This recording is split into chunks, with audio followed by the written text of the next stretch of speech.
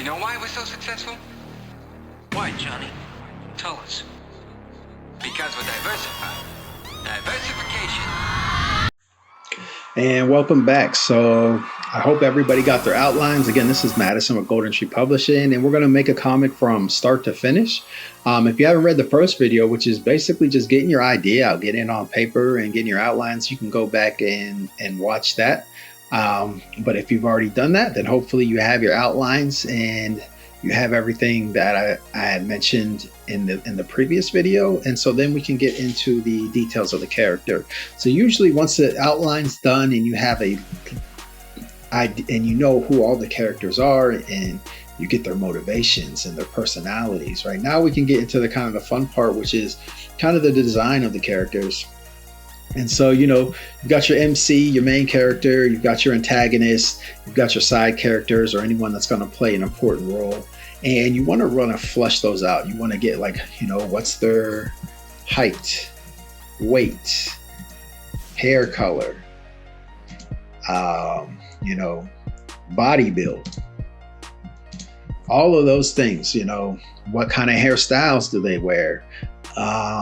What kind of facial expressions they might make. Is it a person always kind of mean mugging? Is it a person who's always kind of happy? That kind of thing. Is it a person who's relatively indifferent? And so you can kind of build that into the description. This person has a stern face. This person has always smiling, that kind of thing.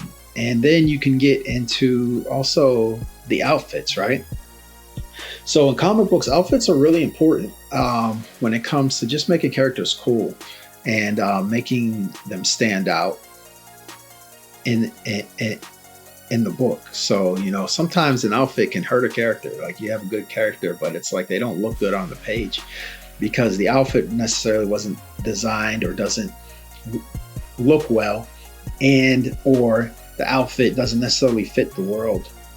So that's one of the things to keep in mind too, is does the outfit fit the world in which these characters are living in, and does it fit whatever it is they're doing?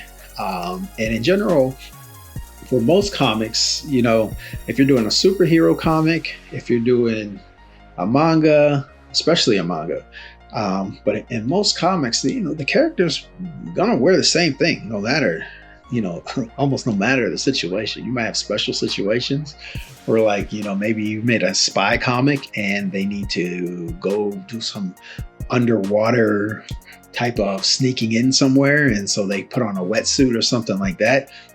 But usually when they come back up on land and they're going and they take the wetsuit off, right, they're going to be in the same outfit they were in at the beginning of the story. Not really realistic, but it works for comics because it identifies the character. It's kind of the outfit becomes a part of who they are.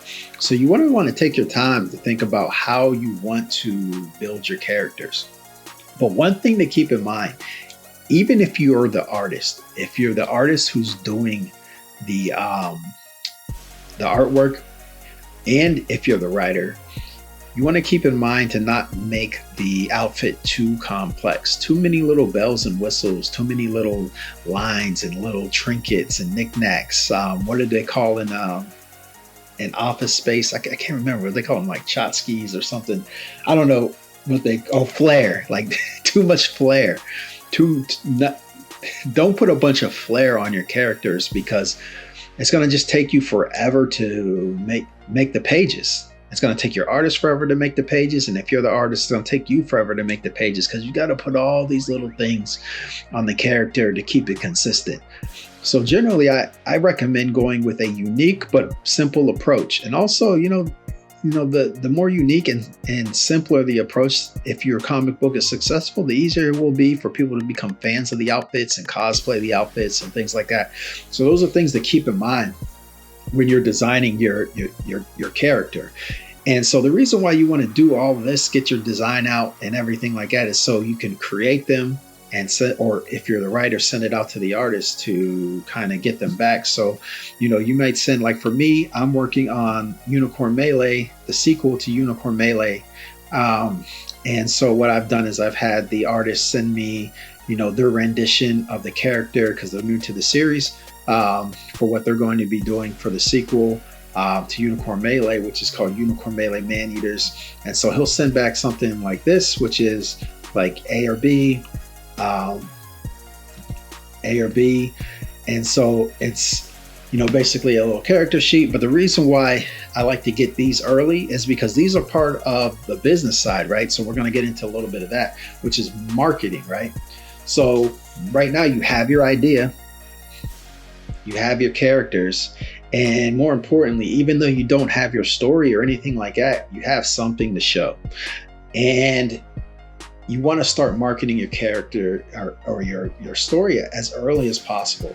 You know, if you're committed and you know you're going to make the book, you know, you want to start as early as possible. And you can also reference these characters. Like for me, a lot of times if I'm like in a writing slog, then I can look at these characters and get, you know, energized again, just because it's like, I can't wait to see these guys come to life on the page. But more importantly, again, it's like, you know, you have something to show people.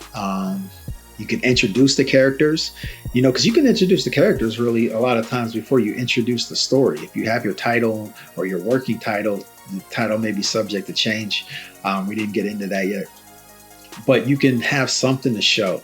So that's what I would recommend next is get your characters out, get your designs, get your details, get everything there, and then get your characters designed and made up, because you already have your outline. You know what basically happens in the story, and you know who the characters are. You have their personalities. If you don't know what I'm talking about, you can reference the first video for making comics start to finish.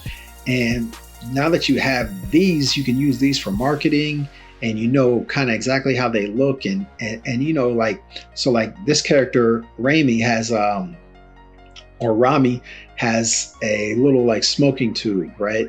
So this really plays into who he is, right? Like as a character, he smokes what's called pixie dust, and and that's like a part of, you know, his whole demeanor throughout the comic, you know, because he's always taking a puff. When he's stressed, he's taking a puff. When he's happy, he's taking a puff, you know. So it's kind of like, you know, those little details, you know, and that kind of add to the character as well, you know. So we're getting into kind of who the characters are, and also when you're writing them, you kind of can use those things to play off as you're writing them in the story. So then next time we're actually going to then get into actually writing the story, right? So we're getting into the script writing and things like that for the next time. But for now, go ahead and get your characters together. Get them made up, man. Even if you're a writer and you don't have an artist yet, sketch them up yourself. Even if they look bad, you know, give yourself an idea at least. And then tune in next time for the next video, which will be about really getting started and nailing down your script. And we'll go over the different script types, different ways to do scripts and things like that, so that we can actually get the story together. All right, until next time, y'all. Peace.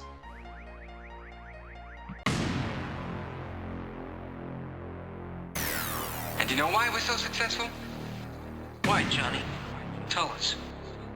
Because we're diversified. Diversification